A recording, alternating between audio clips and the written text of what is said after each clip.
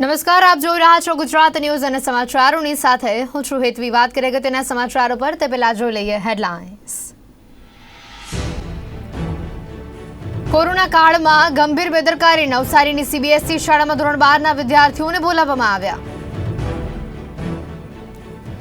ભારત ચીન સીમા વિવાદ વચ્ચે ભારતે બ્રહ્મોસ સુપરસોનિક ક્રુઝ મિસાઇલનું સફળ પરીક્ષણ કર્યું। અંદમાન અને નિકોબાર ટાપુ પરથી કરવામાં આવ્યું ટેસ્ટ। પીએમ મોદીની મુખ્યમંત્રીઓ સાથે બેઠક, કોરોનાનો સામનો કરવાની રણનીતિ પર થઈ ચર્ચા। ગુજરાતમાં સૌથી વધુ રિકવરી રેટમાં 98.19% સાથે વલસાડ જિલ્લો પહેલા સ્થાને, સુરતમાં 11માં, અમદાવાદ 24માં સ્થાન પર આવ્યું। વધુ એક મંત્રી કોરોના પોઝિટિવ, રાજ્યમંત્રી વિભાવરીબેન દવે કોરોના પોઝિટિવ આવ્યા। જીવરાજ મહેતા હોસ્પિટલમાં કરવામાં આવ્યા દાખલ। અને હવે કરીએ વિગતવાર સમાચારો પર નજર। બંગાળની ખાડી પર લો પ્રેશરનો વિસ્તાર આજે ચક્રવાતી તોફાનમાં ફેરવાઈ ગયો છે। નિવાર નામનું તોફાન આ વર્ષે ચોથું ચક્રવાતી તોફાન છે। આ પહેલા અમ્ફાન, નિસર્ગ અને ગતિ આવી ચૂક્યું હતું। સોમાલિયાથી શરૂ થયેલું ગતિ તોફાનનો ખતરો 2 દિવસ પહેલા ટળ્યો છે, પરંતુ આ સમયે દરેકની નજર હવે નિવાર પર ટકેલી છે। તમિલનાડુ અને પોંડિચેરીમાં વરસાદનો દોર શરૂ થઈ ગયો છે। ચેન્નાઈમાં આજે સતત વરસાદ થઈ રહ્યો છે। બંગાળની ખાડીમાંથી ઉઠેલું આ તોફાન સતત આગળ વધી રહ્યું છે। હાલમાં પોંડિચેરીથી આ તોફાન 410 કિલોમીટર દક્ષિણમાં છે, જ્યારે ચેન્નઈથી દક્ષિણ પૂર્વમાં 450 કિલોમીટર દૂર છે। તોફાન ઉત્તર પશ્ચિમી દિશામાં આગળ વધતા તમિલનાડુ તટ તરફ જશે। મોસમ વિભાગના જણાવ્યા અનુસાર હવાની સ્પીડ 100 થી 120 કિલોમીટર પ્રતિ કલાક રહી શકે છે। તેવામાં તમિલનાડુ અને પોંડિચેરીના અનેક વિસ્તારોમાં એલર્ટ જારી કરી દેવામાં આવ્યા છે। માછીમારોને સમુદ્રમાં નહીં જવા સલાહ આપવામાં આવી છે। ચેન્નઈમાં કાલે એટલે કે સોમવાર રાતથી વરસાદ થઈ રહ્યો છે। અત્યાર સુધી 71 મિલીમીટર વરસાદ રેકોર્ડ નોંધાયો છે। તમિલનાડુ, કેરળ, તેલંગાણા અને ઓડિશાના અનેક વિસ્તારોમાં હળવો વરસાદ થઈ રહ્યો છે।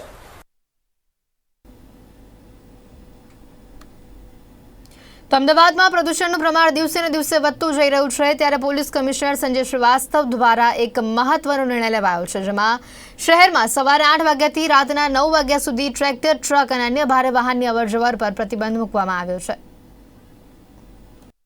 અમદાવાદમાં દિવસે ને દિવસે પ્રદૂષણમાં વધારો થઈ રહ્યો છે।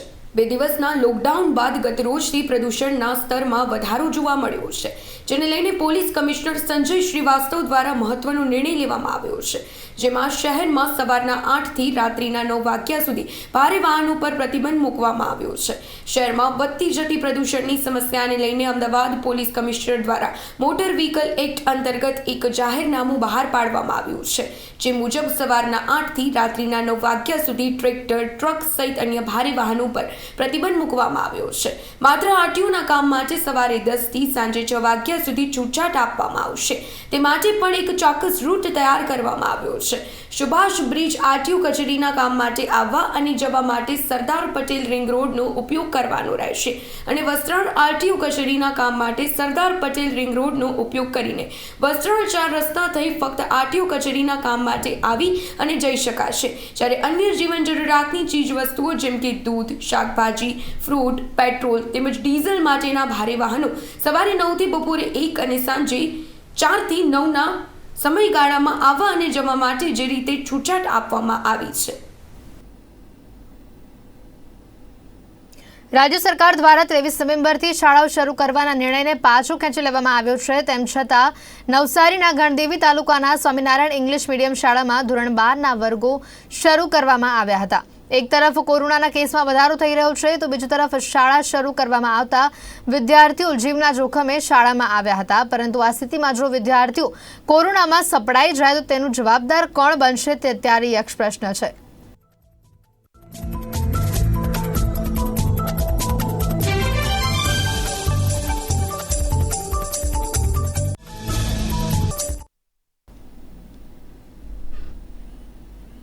ગુજરાતમાં એક તરફ કોરોના વાયરસની મહામારીનો કહેર યથાવત જોવા મળી રહ્યો છે, ત્યારે બીજી તરફ રાજ્યના નર્મદાના કેવડિયા ખાતે 2 દિવસીય સ્પીકર સંમેલનનો પ્રારંભ થવા જઈ રહ્યો છે। રાષ્ટ્રપતિ રામનાથ કોવિંદ કાર્યક્રમનું ઉદ્ઘાટન કરશે અને આ કાર્યક્રમમાં મુખ્યમંત્રી વિજય રૂપાણી, લોકસભા સ્પીકર ઓમ બિરલા હાજર રહેશે.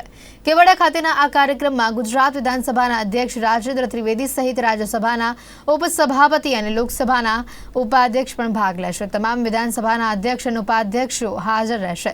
સ્પીકર સંમેલનને લઈને લોકસભા અધ્યક્ષે પત્રકાર પરિષદ યોજીને સમગ્ર મામલે માહિતી આપી હતી.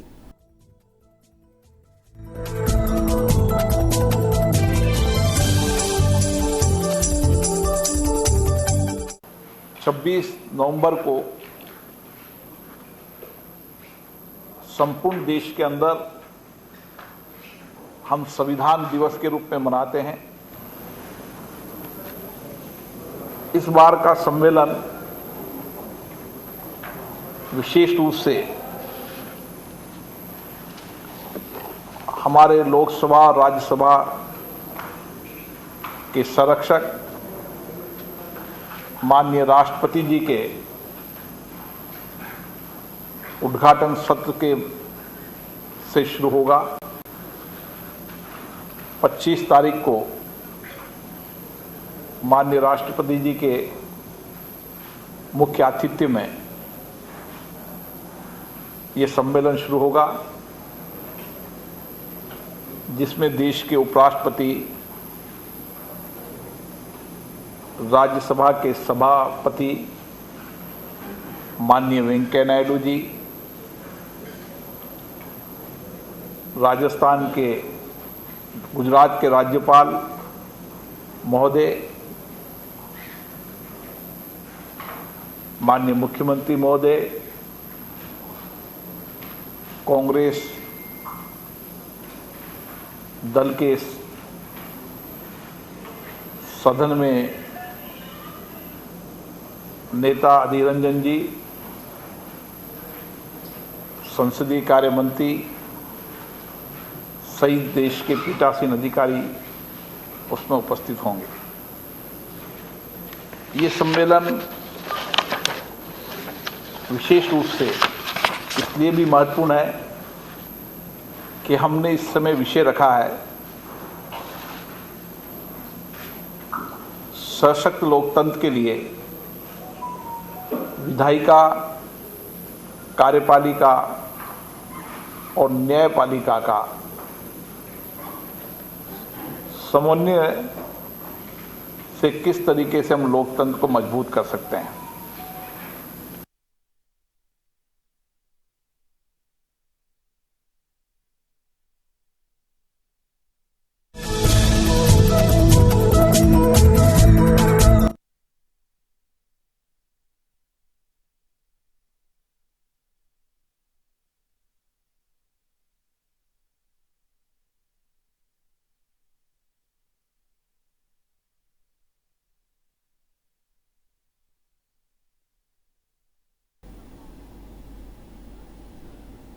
તો હાલ મહત્વના સમાચાર મળી રહ્યા છે. જે પ્રકારે ગુજરાતમાં દિવાળી બાદ 4 મહાનગરોમાં કોરોનાએ માથું ઉચક્યું, સુરત શહેરમાં પણ ફરી પાછું કોરોનાનું સંક્રમણ વધ્યું છે અને જેના ભાગરૂપે પાલિકા કમિશનર હવે પોતે દરેક ઝોનમાં સ્થળ વિઝિટ કરી રહ્યા છે અને જે અંતર્ગત તેમણે નાંદેડ ઝોનના વિવિધ વિસ્તારોની પણ મુલાકાત લીધી હતી. સુરત શહેરના કમિશનર બંછાનિધિ પાની દ્વારા વિવિધ વિસ્તારોની મુલાકાત લેવામાં આવી અને ત્યાં હાલ કેવી પરિસ્થિતિ છે, કયા તબક્કે કામ કરવામાં આવી રહ્યું છે, જેને લઈને વિગતવાર તો એ માહિતી પણ મેળવી હતી.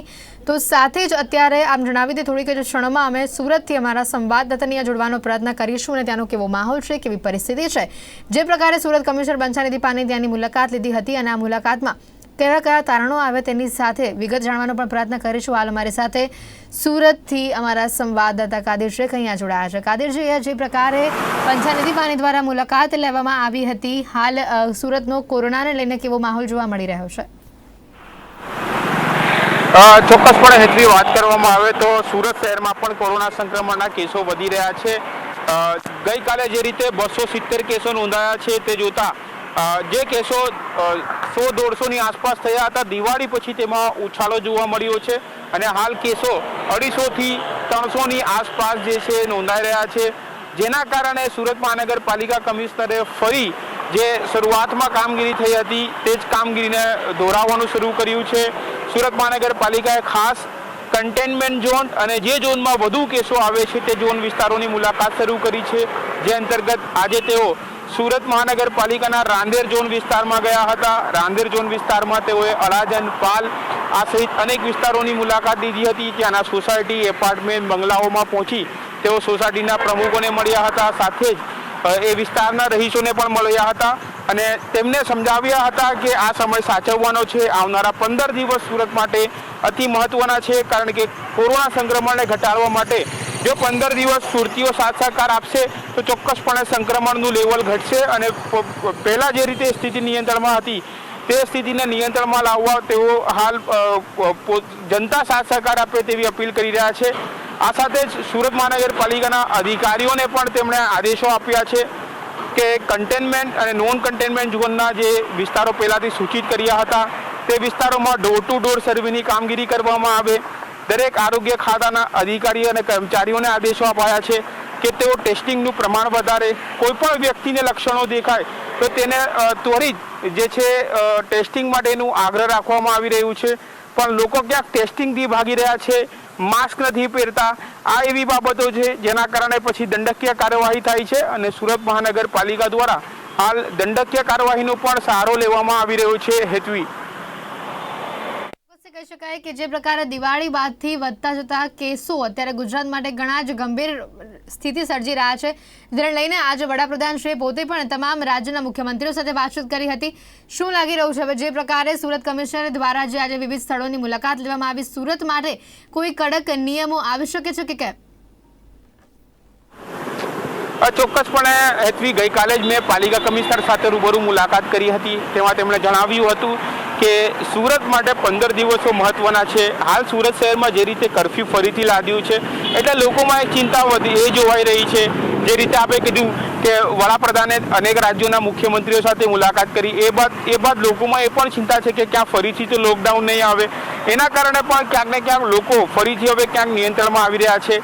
ખાસ કરીને દિવાળી બાદ સુરતના લોકો હરવા ફરવા અને ખાવા પીવાના શોખીન છે, એટલે મોટાભાગના લોકો જે બહાર ફરવા માટે ગયા છે તેઓ હવે પરત આવી રહ્યા છે. એટલે એ માટે ખાસ પાલિકા કમિશનરે સુરત શહેરની અંદર પ્રવેશતા દરેક ટોલ નાકા પર ટેસ્ટિંગ સેન્ટર ઊભા કર્યા છે, જેથી કોઈ પણ વ્યક્તિ સુરત શહેરમાં સિટીમાં અંદર પ્રવેશે એ પહેલાં તેને ટેસ્ટિંગ કરાવવું પડશે. લક્ષણો દેખાય તો તેની ટ્રીટમેન્ટ અને હોમ ક્વોરન્ટાઇન રહેવું પડશે. આ પ્રકારની સૂચનાઓ છે.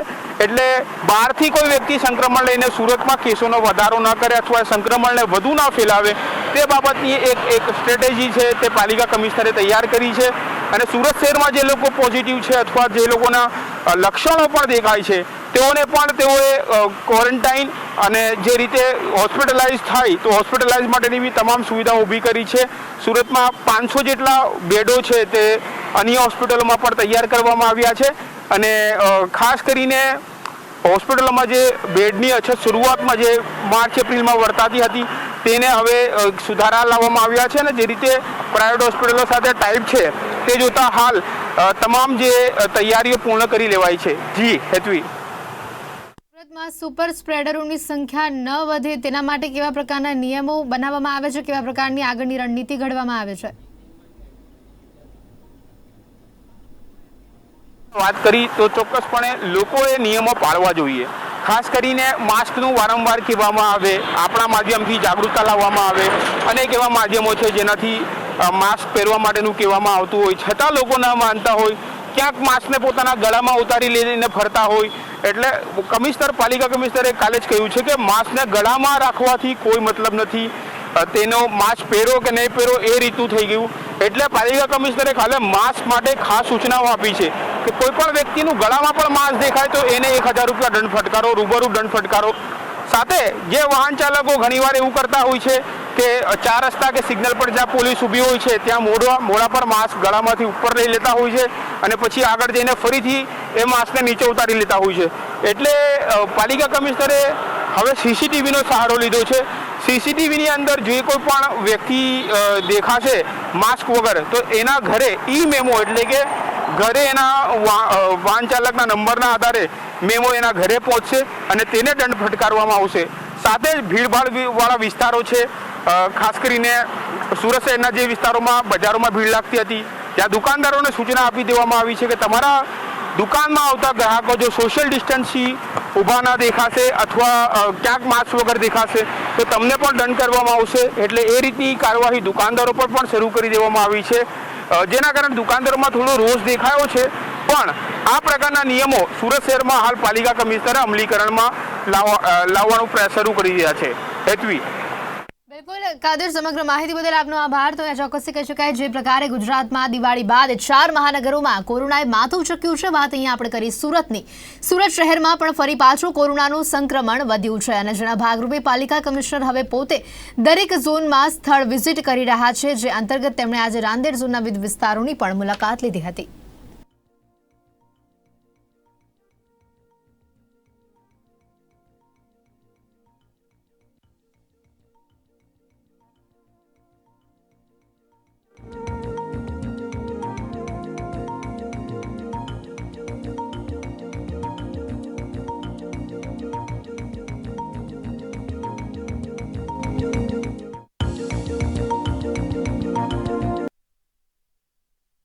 દિવાળી અગાઉ આંશિક રીતે કાબૂમાં આવેલા કોરોનાના કેસ દિવાળી બાદ વધી રહ્યા છે. શહેરમાં દિવાળી બાદ પ્રતિદિન 200 કરતાં વધુ પોઝિટિવ દર્દીઓ નોંધાઈ રહ્યા છે.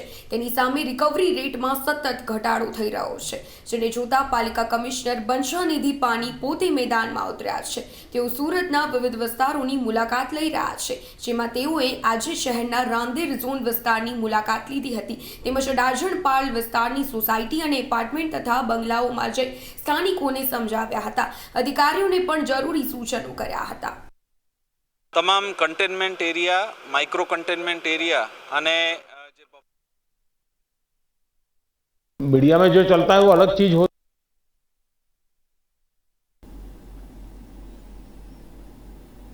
તો હાલના સૌથી મહત્વના સમાચાર મળી રહ્યા છે. વડાપ્રધાન શ્રી આજે તમામ રાજ્યોના મુખ્યમંત્રીઓ સાથે વાતચીત કરી હતી અને તે બાદ અત્યારે તેઓ રાષ્ટ્રીય સંદેશો આપી રહ્યા છે. પહેલા જોઈએ સીધા ત્યાં. जान ताकत से लड़ने की थी, लेकिन देश के संगठित प्रयासों ने इस चुनौती से मुकाबला किया, नुकसान को कम से कम रखा. आज रिकवरी रेट और फर्टिलिटी रेट दोनों ही मामलों में भारत दुनिया के अधिकतर देशों से बहुत संभली हुई स्थिति में है. हम सभी के अथक प्रयासों से देश में टेस्टिंग से लेकर ट्रीटमेंट का एक बहुत बड़ा नेटवर्क आज काम कर रहा है. इस नेटवर्क का लगातार विस्तार भी किया जा रहा है. पीएम केयर्स के माध्यम से ऑक्सीजन और वेंटिलेटर्स उपलब्ध कराने पर भी विशेष जोर है.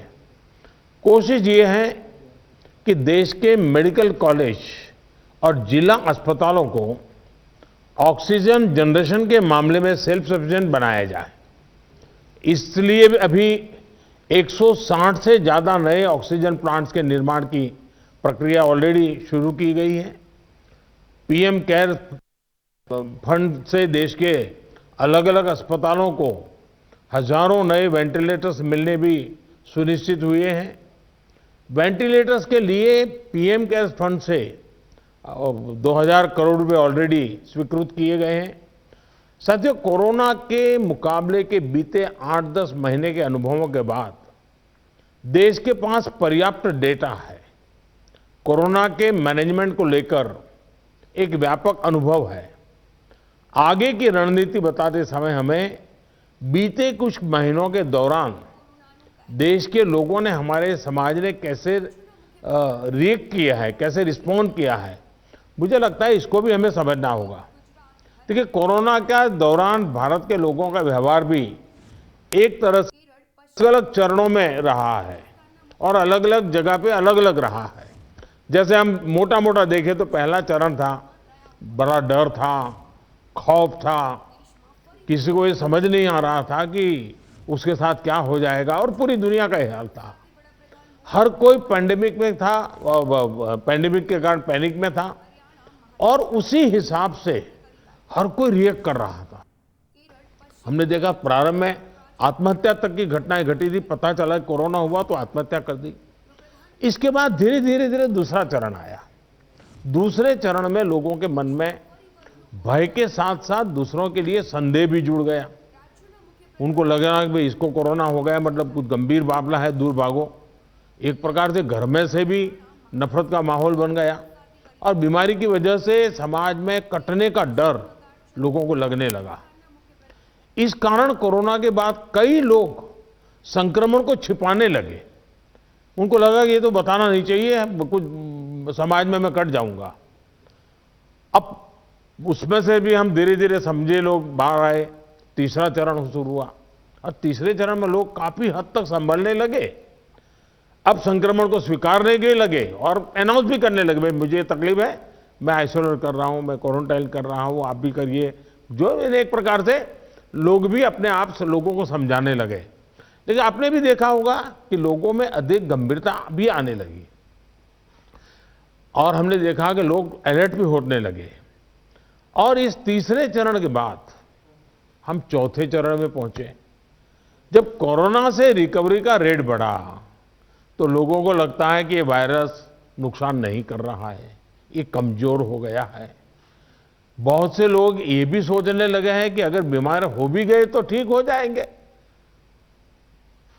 इस वजह से लापरवाही का ये स्टेज बहुत बड़ा व्यापक हो गया है और इसीलिए मैंने हमारे त्योहारों की शुरुआत में ही स्पेशली राष्ट्र के नाम संदेश दे करके सबको हाथ जोड़ करके प्रार्थना की थी कि भाई ढिलाई मत बरतिए, क्योंकि कोई वैक्सीन नहीं है, दवाई नहीं है, हमारे पास एक ही रास्ता बचा है, हम हर एक को कैसे अपने आप बचाएं। और हमारी जो गलतियां हुई वही एक खतरा बन गया, थोड़ा ढिलाई आ गई। इस चौथे चरण में लोगों को कोरोना की गंभीरता के प्रति हमें फिर से जागरूक करना ही होगा। हम एकदम से वैक्सीन पर शिफ्ट तो जिसका काम करना है करेंगे, हमें तो कोरोना पर ही फोकस करना है। हमें किसी भी हालत में ढिलाई नहीं बरतने देनी है। हाँ, शुरू में कुछ बंधन इसलिए लगाने पड़े ताकि व्यवस्थाएं भी विकसित करनी थी, लोगों को थोड़ा एजुकेट भी करना था। अब हमारे पास टीम तैयार है, लोग भी तैयार हैं। थोड़ा आग्रह रखेंगे तो चीजें संभल सकती हैं। तो जो चीज हम तैयार करें उसको जरा इंप्लीमेंट करें और हमें आगे अब कोई बढ़े नहीं इसकी चिंता जरूर करनी होगी, कोई नई गड़बड़ न हो। आपदा के गहरे समंदर से हम निकले हैं, ये हम मान के चले। इतना बड़ा देश, दुनिया मानती थी कि भारत तो नहीं संभल पाएगा। आपदा के गहरे समंदर से हम निकलकर हम किनारे की तरफ बढ़ रहे हैं। हम सभी के साथ वो पुरानी जो एक शेर शायरी चलती है, ऐसा ना हो जाए कि हमारी किश्ती भी वहां डूबी जहां पानी कम था। ये स्थिति हमें नहीं आने देनी है। साथियों, आज हम दुनिया भर में देख रहे हैं कि जिन देशों में कोरोना कम हो रहा था, तो आपको पूरा चार्ट बताया कैसे तेजी से संक्रमण फैल रहा है। हमारे यहां भी कुछ राज्यों में ये ट्रेंड चिंताजनक है ही है। इसलिए हम सभी को, शासन प्रशासन को पहले से अधिक सतर्क रहने की जरूरत है। हमें ट्रांसमिशन को कम करने के लिए अपने प्रयासों को जरा और गति देनी होगी। टेस्टिंग हो, कंफर्मेशन, कॉन्टैक्ट ट्रेसिंग, डेटा, इन सारी जुड़ी किसी भी तरह की कमी को हमें सर्वोच्च प्राथमिकता देते हुए उसको ठीक करना होगा। पॉजिटिविटी रेट को 5% के दायरे में लाना ही होगा। और मैं मानता हूं छोटी छोटी इकाइयों पर कहिए कि भाई 1 क्यों बढ़ा, आधा क्यों बढ़ा, 2 क्यों बढ़ा। हम राज्य के स्केल पर चर्चा करने के बजाय अब जितनी लोकलाइज चर्चा करेंगे शायद हम एड्रेस जल्दी कर पाएंगे। दूसरा, हम सबने अनुभव किया है कि आरटी-पीसीआर टेस्ट का अनुपात बढ़ना चाहिए। जो घरों में आइसोलेटेड मरीज हैं उनकी मॉनिटरिंग ज्यादा बेहतर तरीके से करनी होगी। आप भी जानते हैं कि अगर वहां थोड़ी भी ढिलाई रही तो मरीज बहुत गंभीर स्थिति में अस्पताल आता है, फिर हम बचा नहीं पाते हैं। जो गांव है, कम्युनिटी के स्तर पर हेल्थ सेंटर हैं, उनको भी हमें ज्यादा इक्विप करना ही होगा। गांव के आसपास भी इंफ्रास्ट्रक्चर ठीक रहे, ऑक्सीजन की सप्लाई पर्याप्त रहे, ये हमें देखना होगा। हम लोगों का लक्ष्य होना चाहिए कि फैटेलिटी रेट को 1% से भी नीचे लाएं। और वो भी मैंने जैसे कहा, छोटे छोटे इलाके में देखा जाए भाई 1 मृत्यु हुई क्यों हुई। जितना इतना फोकस करेंगे तब स्थिति को संभाल पाएंगे। और सबसे बड़ी बात, जागरूकता अभियानों में कोई कमी ना आए। कोरोना से बचाव के लिए जो जरूरी मैसेजिंग है, इसके लिए समाज को जोड़े रखना होगा। जैसे कुछ समय पहले हर संगठन, हर प्रभावी व्यक्ति को हमने एंगेज किया था, उन्हें फिर एक्टिव करना होगा। साथियों, आप भली भांति परिचित हैं कि कोरोना की वैक्सीन को लेकर इंटरनेशनली और नेशनली किस तरह की खबरें आ रही हैं। आज दुनिया में भी और देश में भी, जैसा अभी आपको प्रेजेंटेशन में पूरा डिटेल बताया गया, करीब करीब आखिरी दौर पर वैक्सीन के में काम पहुंचा है। भारत सरकार हर डेवलपमेंट पर बारीकी से नजर रखे हुए हैं, हम सबके संपर्क में भी हैं। और अभी ये तय नहीं है कि वैक्सीन की 1 डोज होगी, 2 डोज होगी या 3 डोज होगी। ये भी तय नहीं है कि इसकी कीमत कितनी होगी, उसकी कीमत कितनी होगी, ये कैसे होगी। यानी अभी भी इन सारी चीजों के सवालों के जवाब हमारे पास नहीं है, क्योंकि जो इसके वाले हैं, दुनिया में जिस प्रकार के कॉरपोरेट वर्ल्ड भी है, उनका भी एक कंपटीशन है। दुनिया के देशों के भी अपने अपने डिप्लोमेटिक इंटरेस्ट होते हैं। WHO से भी हमें इंतजार करना पड़ता है। तो हमें ये इन चीजों को वैश्विक संदर्भ में ही आगे बढ़ना पड़ेगा।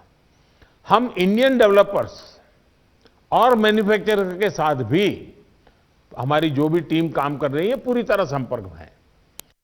अलावा ग्लोबल रेगुलेटर्स, अन्य देशों की गवर्नमेंट्स, मल्टीलेटरल इंस्टीट्यूशंस और साथ ही इंटरनेशनल कंपनीज, सभी के साथ जितना संपर्क बढ़ सके, जितनी रियल टाइम कम्युनिकेशन हो, इसके लिए पूरा प्रयास, एक व्यवस्था बनी हुई है।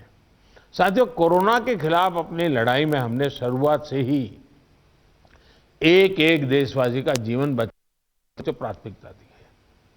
अब वैक्सीन आने के बाद भी हमारी प्राथमिकता यही होगी कि सभी तक कोरोना की वैक्सीन पहुंचे। उसमें तो कोई विवाद हो ही नहीं सकता है। लेकिन कोरोना की वैक्सीन से जुड़े भारत का अभियान अपने हर नागरिक के लिए एक प्रकार से नेशनल कमिटमेंट की तरह है। इतना बड़ा टीकाकरण अभियान स्मूथ हो, सिस्टमेटिक हो और सस्टेन हो, ये लंबा चलने वाला है। हम सभी को, हर सरकार को, हर संगठन को एकजुट होकर के कोऑर्डिनेशन के साथ एक टीम के रूप में काम करना ही पड़ेगा। साथियों, वैक्सीन को लेकर भारत के पास जैसा अनुभव है, वो दुनिया के बड़े बड़े देशों को भी नहीं है। हमारे लिए जितनी जरूरी है स्पीड है, उतनी ही जरूरी है सेफ्टी भी है। भारत जो भी वैक्सीन अपने नागरिकों को देगा, वो हर वैज्ञानिक कसौटी पर खरी होगी। जहां तक वैक्सीन के डिस्ट्रीब्यूशन की बात है, तो उसकी तैयारी भी आप सभी राज्यों के साथ मिलकर के की जा सके रही है। वैक्सीन प्राथमिकता के आधार पर किसे लगाई जाएगी, ये राज्यों के साथ मिलकर के, ये मोटा मोटा खाका भी आपके सामने रखा है कि भाई अगर इस प्रकार से WHO ने जो कहा है हम चलते हैं तो अच्छा है।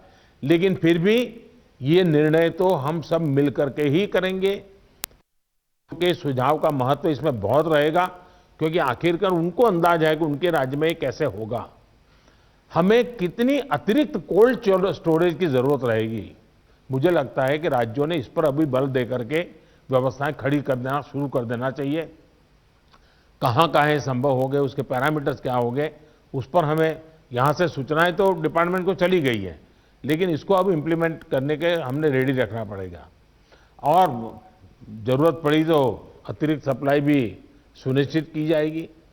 और इसका विस्तृत प्लान बहुत जल्द ही राज्य सरकारों के साथ मिलकर के तय कर दिया जाएगा। हमारी राज्यों की और केंद्र की टीम साथ लगातार वो बातचीत कर रहे हैं, काम चल रहा है। केंद्र सरकार ने राज्यों से कुछ समय पहले आग्रह किया था कि स्टेट लेवल पर एक स्टीयरिंग कमेटी और एवं स्टेट और डिस्ट्रिक्ट लेवल पर टास्क फोर्स का, और मैं तो चाहूंगा कि ब्लॉक लेवल तक हम जितना जल्दी ये व्यवस्थाएं खड़ी करेंगे, और किसी न किसी एक व्यक्ति को काम देना पड़ेगा। इन कमेटियों की रेगुलर बैठकें हो, उनकी ट्रेनिंग हो, उनकी मॉनिटरिंग हो, और जो ऑनलाइन ट्रेनिंग होती है वो भी शुरू हो। हमें हमारा रोजमर्रा के काम के साथ कोरोना से लड़ते लड़ते भी इस एक व्यवस्था को भी विकसित तुरंत करना पड़ेगा, ये मेरा आग्रह रहेगा। जो कुछ सवाल आपने कहे हैं, कौन सी वैक्सीन कितनी कीमत में आएगी, ये भी तय नहीं है। मूल भारतीय वैक्सीन अभी 2 मैदान में आगे हैं, लेकिन बाहर के साथ मिलकर के हमारे लोग काम कर रहे हैं। दुनिया में जो वैक्सीन बन रही हैं वे भी मैन्युफैक्चरिंग के लिए भारत को के लोगों के साथ ही बात कर रहे हैं, कंपनियों के साथ। लेकिन इन सारे विषयों में हम जानते हैं कि 20 साल से मान लीजिए कोई दवाई पॉपुलर हुई है, 20 साल से लाखों लोग उसका उपयोग कर रहे हैं, लेकिन कुछ लोगों को उसका रिएक्शन आता है, आज भी आता है, 20 साल के बाद भी आता है। तो ऐसा इसमें भी संभव है। निर्णय वैज्ञानिक तराजू पर ही तोला जाना चाहिए।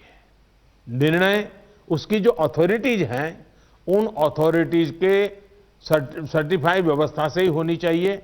हम लोग समाज जीवन की चिंता करते हैं, लेकिन हम सब जानते हैं कि हम कोई वैज्ञानिक नहीं है, हम इसकी एक्सपर्टाइज हमारी नहीं है। तो हमें दुनिया में से जो व्यवस्था के तहत जो चीज़ें आती हैं, आखिरकार उसी को ही स्वीकार करना पड़ेगा और उसको स्वीकार करके हम आगे चलेंगे। लेकिन मैं आपसे आग्रह करूंगा कि आप के मन में जो योजना हो, खास करके वैक्सीन के संबंध में, किस प्रकार से आप डिलीवरी नीचे तक ले जाएंगे, आप जितना जल्दी बहुत डिटेल प्लान करके लिख करके भेजेंगे तो निर्णय करने में सुविधा होगी। और आपके विचारों का ताकत इसमें बहुत है। राज्यों का अनुभव बहुत अहमियत रखता है, क्योंकि वहीं से ये चीज़ आगे बढ़ने वाली है।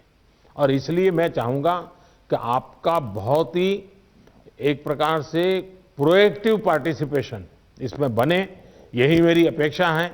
लेकिन मैंने पहले ही कहा, वैक्सीन अपनी जगह पे है, वो काम होना है, करेंगे, लेकिन कोरोना की लड़ाई जरा भी ढीली नहीं पड़नी चाहिए, थोड़ा सा भी ढिलास नहीं आनी चाहिए। यही मेरी आप सबसे रिक्वेस्ट है। आज मेरी तमिलनाडु और पुडुचेरी के मुख्यमंत्रियों से बात करने का मुझे अवसर मिला। आंध्र से मैं फ़ोन नहीं कर पाया था सुबह। एक साइक्लोन हमारे पूर्वी तट पे एक्टिव हुआ है, वो कल शायद तमिलनाडु, पुडुचेरी और आंध्र का कुछ हिस्सा वहाँ पर आगे बढ़ रहा है। और सारी भारत सरकार की टीमें बहुत एक्टिव हैं, सब लोग गए हैं। मैंने आज 2 आदरणीय मुख्यमंत्री जी से बात की थी, आंध्र के मुख्यमंत्री जी से अभी इसके बाद बात करूंगा। लेकिन सबके लिए पूरी तरह भारत सरकार और राज्य सरकारें मिल करके, और पहला काम खाली करवाना, लोगों को बचाना, इस पर हमारा जोर रहे। फिर एक बार मैं आप सबका बहुत आभारी हूँ, आप सबने समय निकाला। लेकिन मैं आग्रह करूंगा कि आप जल्दी से मुझे कुछ न कुछ जानकारियां भेजिए। धन्यवाद। દેશમાં ફરી વધ્યો કોરોનાનો કહેર। રાજ્યના મુખ્ય પ્રધાનો સાથે વડાપ્રધાન ખાસ કરીને વાતચીત કરી અને વિડીયો કોન્ફરન્સિંગ દ્વારા તમામ મુખ્યમંત્રીઓ સાથે ખાસ કરીને વાતચીત કરવામાં આવી। તો ખાસ આ હતા ત્યાં સુધીના સમાચાર। વધુ સમાચાર માટે આપ જોતા રહો ગુજરાત ન્યૂઝ, સત્યની સાથે। નમસ્કાર।